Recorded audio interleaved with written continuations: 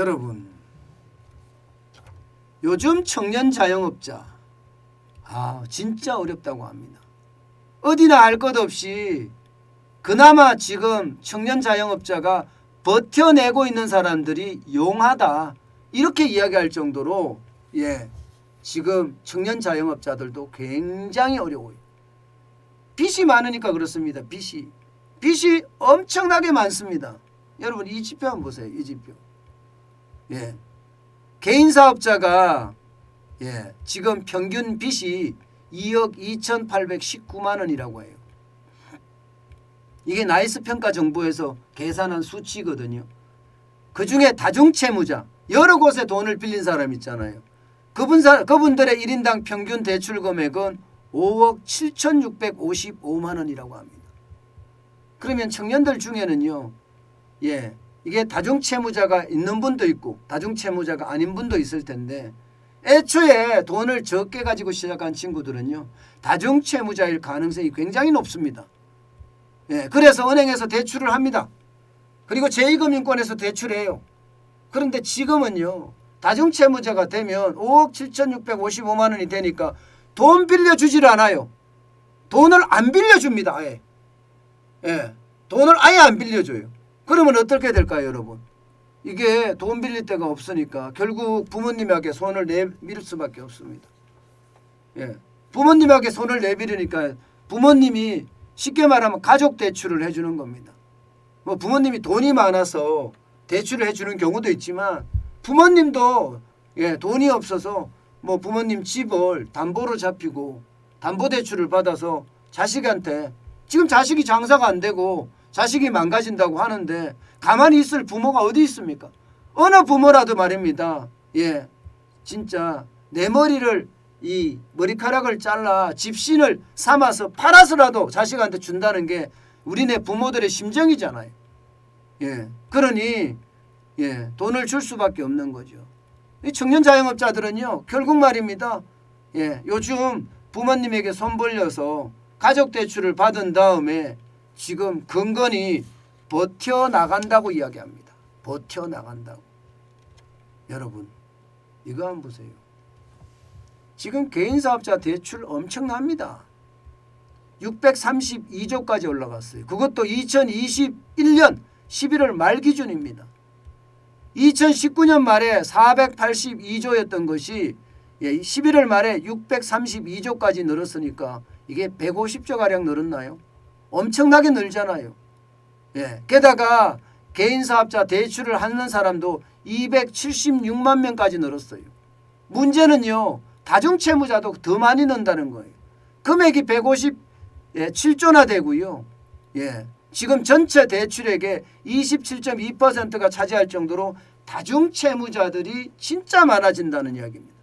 그러니까 결국 말입니다. 다중채무자들이 많아진다는 것은 앞서 제가 말씀드린 대로 돈 빌려 월급 줬어요라는 말이 돈을 빌릴 수밖에 없는 상황이고 일반 금융대출은 못 받으니까 부모님 대출을 받아서 받을 수밖에 없다는 이야기가 되는 거예요. 그래도 버텨내면 언젠간 희망이 있다는 생각 때문에 청년들이 그만큼 버텨나간다 이렇게 이야기할 수가 있는 거거든요. 저는 이게 어떻게 생각하면 말입니다. 우리 청년 자영업자 또 실제로 소상공인들 전체 자영업자 다 지금 한 가지로 똑같다는 겁니다. 그만큼 말입니다. 자영업자 빚은요. 지금 충격적인 수준이 되고 있습니다. 문제는 여러분 이거예요. 대출 만기 연장. 이거 안 되면 어떡합니까? 지금 말입니다. 금융권에서 중소기업 자영업자 코로나 지원 금액이 여러분 이거 한번 보세요.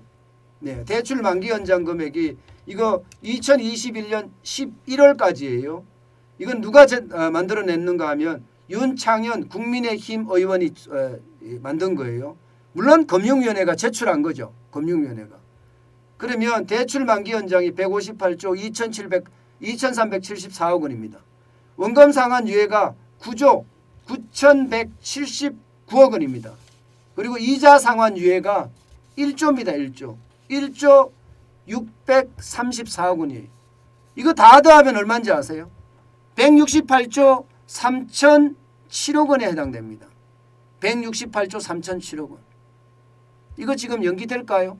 3월 말이 만기거든요. 3월 말이. 3월 말이 만기예요. 연기될지 안 될지 아직까지는 알 수는 없습니다만은 금융위원회 같은 경우는 지금 연기를 안 시킨다고 하다가 또 연기시키는 방안을 좀 찾아보겠다 이런 이야기도 나와요. 연기시키는 방안도 찾아보겠다. 예. 만약에 이게 연기가 안 되면 어떨까요? 연기가 안 되면 여러분 자영업자들의 줄파산 앞서 말씀드렸던 청년 자영업자들도 더 이상 버티지 못할 가능성도 굉장히 크다고 합니다. 예. 그만큼 말입니다. 현장은 지금 최악의 어떤 상황으로 간다는 이야기예요.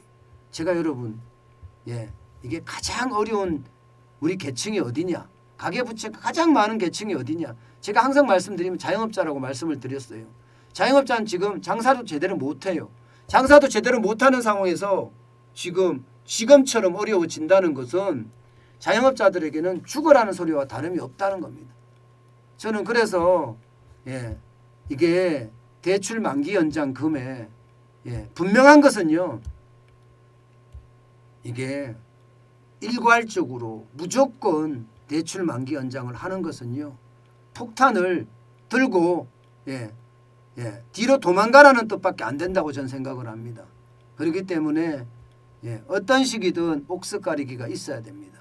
옥석 가리기가 있어야 되고요. 잘하는 사람들은 대출을 해주고 더 잘할 수 있게끔 지금 가게가 코로나19의 위기가 끝나고 나면 더 활활 타오를 수 있게끔 도와주는 거고요. 진짜 어렵다 이런 데는요. 여러분 다른 방법 있잖아요. 예를 들어서 제가 늘 말씀드렸죠. IMF 때도 기업들 살리기 위해서 공적자금 만들었습니다. 그런 공적자금을 만들어서 자영업자가 회생할 수 있게끔 도와주는 프로그램으로 저는 가야 된다고 생각을 합니다. 그래야지만이 이게 함께 사는 세상을 만들 수가 있습니다. 무조건 일방적으로 이 자영업자 대출을 만기 연장해 주는 거 저는 이거는 옳은 방법이 아니라고 생각을 해요. 이게 우리 합리적으로 생각해야 되거든요. 저도 자영업자입니다. 저도 자영업자인데 그렇게 하지 않고는요. 이게 다른 방법은 저는 없을 거라고 생각해요. 무조건 연기는 이거는 위험을 떠안고 가는 일이니까요. 그런데 제가 더 큰 문제라고 생각하는 것은 다음 장에서 나오는 그래프예요. 다음 장에서 나오는 그래프를 보면 야 이거 도대체 뭔가 진짜냐 이런 생각을 들 수밖에 없거든요. 여러분 이거 한번 보세요. 이거를 보시면 2021년 1월에 2022년 1월입니다. 대출 만기 연장이 121조 2천억 원. 그리고 원금 상환 유예가 13조 6천억 원. 이자 상환 유예가 37억 원이에요. 그러면 다 더하면 얼마일까요? 150조가 채 안 되겠죠. 그죠? 150조가 채 안 될 겁니다. 그런데 2021년 10월에 보면 이게 대출 만기 연장이 247조 4천억 원이에요. 이게 원금 상환 유예는 13조 6천억 원 똑같습니다.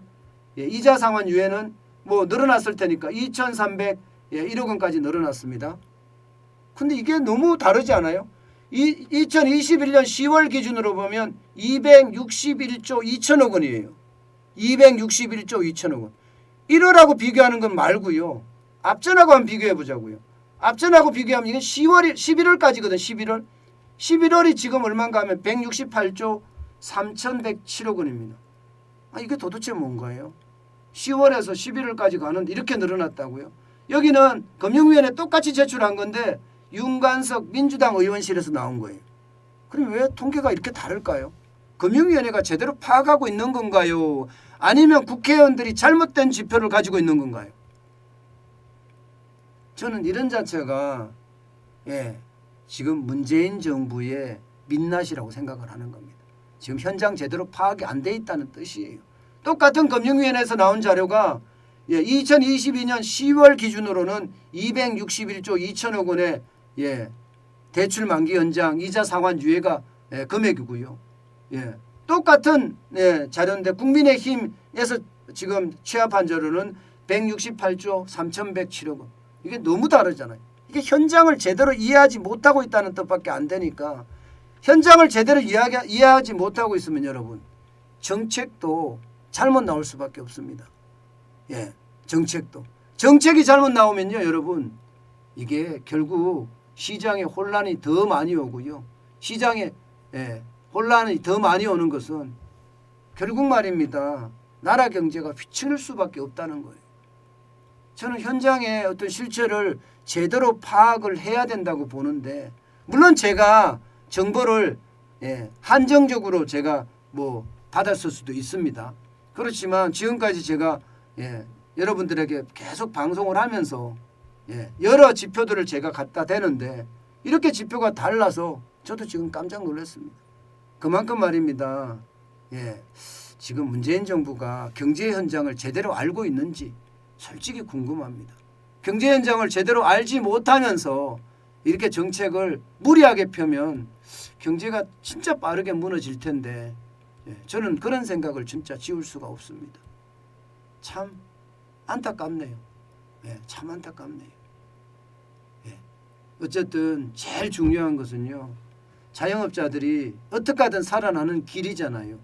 저는 정부가 옥석 가리기를 한다고 하더라도 이게 진짜 현장 중심으로 이게 살 수 있는 사람들에겐 대출을 또 자영업자 이 공적 자금 만들면 된다고 제가 말씀드렸잖아요. 이게 공적 자금을 만들어서 이게 진짜 어려운 사람들에게는 기금 지원을 해주면서 다시 새롭게 뭔가 판을 짤 수 있는 그런 길을 열어줘야 된다고 생각합니다. 그래야만 자영업자들이 줄줄이 무너지는 그 상황을 막지 않을까 저는 그렇게 보고 있습니다.